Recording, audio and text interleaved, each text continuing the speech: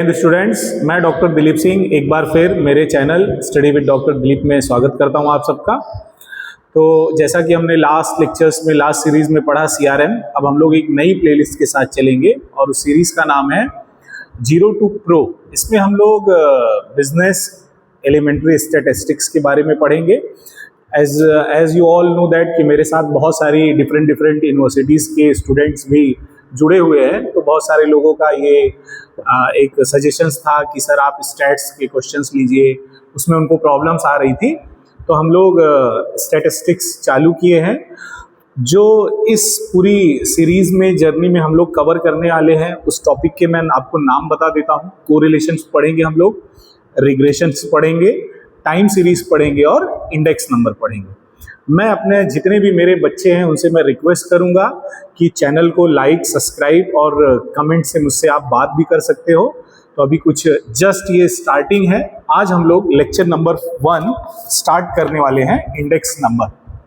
आप लोग एक पेन और पेपर इसको भी अपने साथ लेके रखो और चैनल का स्क्रीनशॉट भी लेते जाना। जो टॉपिक्स आपको ऐसा लगता है कि यहाँ पे आपको कुछ प्रॉब्लम्स आ रही, इवन कमेंट में हमको पूछ सकते हो।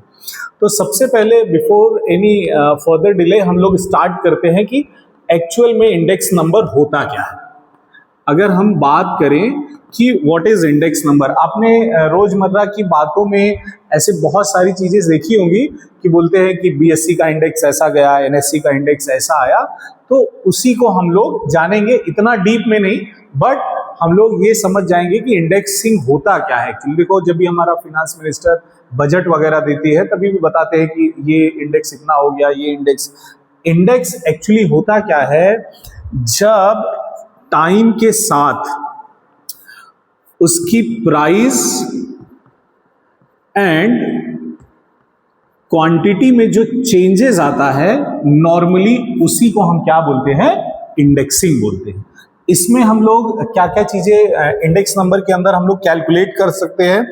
इन्फ्लेशन को मेजर करते हैं, इसके एक तरह से यूजेस है।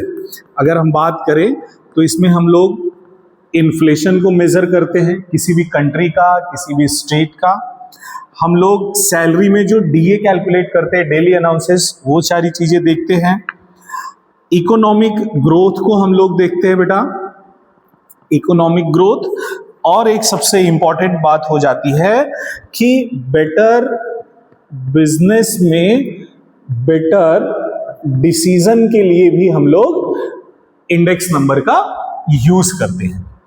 अब जब इंडेक्स नंबर की बात आती है तो इसमें different types of index number भी आता है। तो जो हम लोग सबसे पहला इंडेक्स नंबर पढ़ने वाले हैं, उस इंडेक्स नंबर का नाम है सिंपल इंडेक्स नंबर। जो हम लोग पहला टॉपिक आज करने वाले हैं, that one is simple index number. इसके हम लोग क्वेश्चंस भी करेंगे और इसको बेसिकली समझेंगे भी कि क्या होता क्या है। सबसे पहले तो सिंपल इंडेक्स नंबर में हम लोग क्या देखते हैं कि उसकी सिंगल क्वांटिटी में जो चेंजेस आया है, इसीलिए उसके हम लोग सिंपल बोलते हैं। अगर उसकी प्राइस में चेंजेस है, इंक्रीज हुआ है, डिक्रीज हुआ है या कांस्टेंट है, इसीलिए इसको हम लोग मतलब सिंगल क्वांटिटी या प्राइस में जो चेंजेस होता है उसी को हम लोग बोलते हैं सिंपल इंडेक्स नंबर। अगर उसकी क्वांटिटी की बात करें हम लोग, उसमें इंक्रीमेंट, डिक्रीमेंट या कोई चेंज नहीं, नॉर्मली प्राइस और क्वांटिटी को ही हम इंडेक्स नंबर में मेजर करते हैं। बट जब उसके किसी एक चीज में वो चेंजेस होता है तो उसको हम सिंपल इंडेक्स नंबर बोलते हैं। आपको ये बात समझ में आ गई होगी। अब दूसरा इसमें एक बात आता है कि इसमें एक कंसेप्ट चलता है, बेस ईयर और करंट ईयर का कंसेप्ट चलता है। हमेशा ये याद रखना है आपको कि जो बेस ईयर होता है प्राइस के रिस्पेक्ट में, उसको हम लोग P0 से बनाते हैं। ये जो 0 है इसके बेस को बताता है और ये है क्या, प्राइस। अगर मैं क्वांटिटी की बात करूं तो उसको हम लोग Q0 से दिखाते हैं। मतलब P0 फॉर बेस प्राइस के लिए और Q0 किसके लिए है, क्वांटिटी के लिए। सिमिलरली अगर मैं करंट ईयर की बात करूं, करंट ईयर को हम लोग P1 से दिखाते हैं विद रिस्पेक्ट टू प्राइस और Q1 से दिखाते हैं with respect to Q। Normally base और करंट ईयर पे ही हम लोग इंडेक्सिंग को क्या करते हैं, मेजर करते हैं।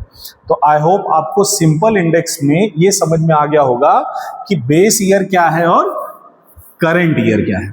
इसका बेसिक अगर मैं फॉर्मूले से आपको बात करूं तो simple index number is equals to, formula होता है P1 अपॉन P0 इंटू 100 और summation P1 upon P0 into 100। अगर कोई सिंगल क्वांटिटी दी है, दोनों पे बेस हम लोग एक एक क्वेश्चंस कर लेंगे, तो direct P1 upon P0 into 100 कर देंगे। अगर आपके पास करंट ईयर बहुत सारे हैं और बेस ईयर बहुत सारे हैं तो हम लोग समेशन का यूज करते हैं, that is P1 bye P0 into 100। एक इस पे हम लोग एग्जाम्पल ले लेते हैं, एक एग्जाम्पल इसका करते हैं। अगर बेस प्राइस हमको दिया है, base price is equals to 20 and current price is equals to 30, तो हमको इसका निकालना क्या है, प्राइस इंडेक्स नंबर। बहुत ही आसान है, जैसा मैंने आपको बोला था कि जो बेस होता है वो तुम्हारा क्या हो जाएगा बेटा, P0, और जो करंट होता है वो क्या हो जाएगा, P1। अब इस फॉर्मूले में जब हम लोग रखेंगे, what is your P1? P1 is 30, P0 is 20 into 100। 0 से 0 कैंसिल आउट, 2 इंटू 50 मतलब क्या आ गया आपका 150।